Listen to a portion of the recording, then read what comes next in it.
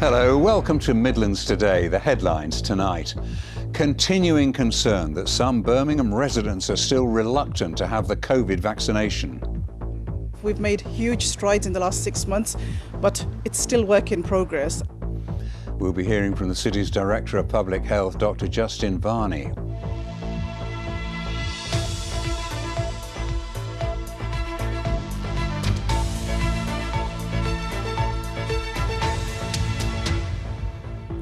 Good evening. Selfish, that's how Senior Government Minister Michael Gove described people earlier this week who refused to get the Covid vaccine. The Prime Minister's been more cautious in his language, but with new rules involving vaccine passports likely to be introduced from September, the drive continues to encourage those who are reluctant to be vaccinated. People under 30 and our Black and Asian communities are still less likely to take up the jab than others, with areas of West Birmingham of particular concern. Our political editor, Elizabeth Glinka, has been speaking to people at a community hub in Aston. I spoke with someone and they were saying that they don't know if this is trial and error basis. Some people don't think the vaccine was well researched. People might think that, oh, it will have a huge impact on my life, it will destroy me. Everyone, they can access internet, but chance to misunderstood very quickly, very easily. There are all kinds of reasons people might not want to take the vaccine. As a whole, the rollout has been a huge success, but we know that take-up has lagged behind in some communities.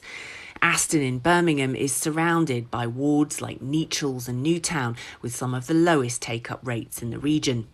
Marcia works in a care home, but admits that initially she was reticent about the vaccine. Has it been tested?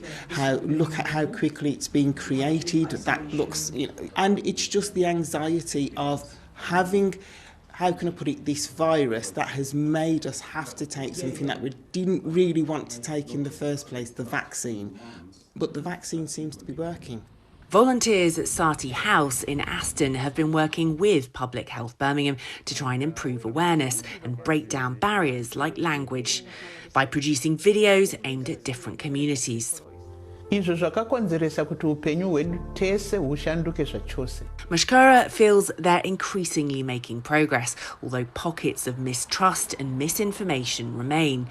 She says Michael Gove's comments were counterproductive. I think that language isn't helpful because it's almost sort of that blame game starts. I think it's about education and awareness, to show the importance of it.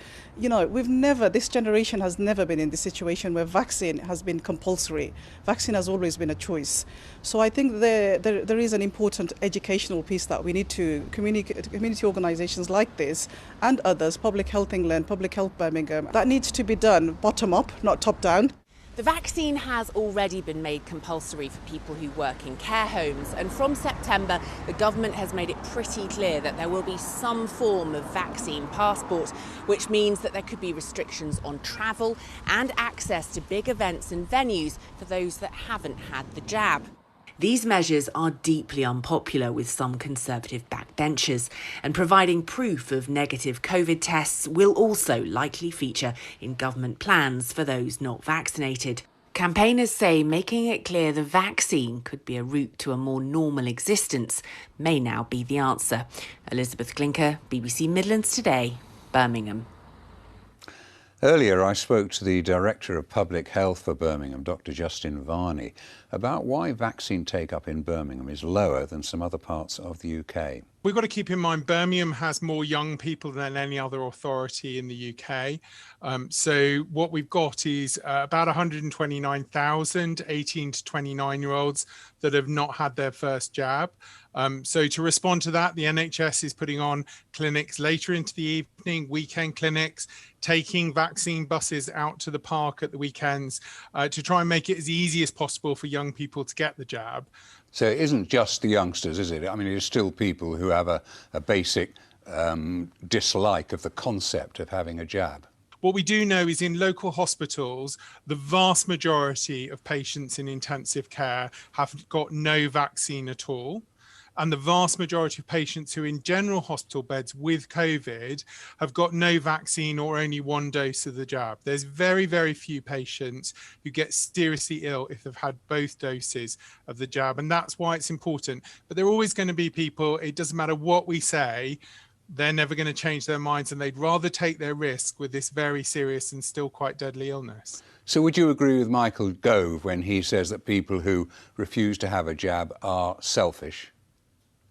Well, I think people who are choosing not to have the vaccine are making, I hope, are making a conscious decision. What we want them to do is make an informed decision to really understand the risks. There's a feeling in some quarters at the moment we've just about sort of hit herd immunity. There's even talk of about 80% of the adult population. What do you feel about that? Well, I think herd immunity is a little bit of a red herring, if I can mix my animals, but because we know that natural immunity from COVID wears off relatively quickly, that about a third of people don't develop any natural immunity once they've been infected, about a third develop it and it doesn't work properly, and about a third develop it and it wears off quite quickly. So we're really relying on herd immunity, which is over 85 to 90% of the population with immunity. We've got to get there by vaccination. And in Birmingham at the moment, we're only up to 65% of the population vaccinated. So I think we've still got a long way to go. And I think everyone who's unvaccinated should really take this still very, very seriously. People are still going into hospital, people are still dying. And more importantly, for young adults, people are still getting long COVID, and it's a really nasty condition which we know vaccination can prevent. So please go and get your jab. Don't take the risk. Dr. Justin Varney, thank you.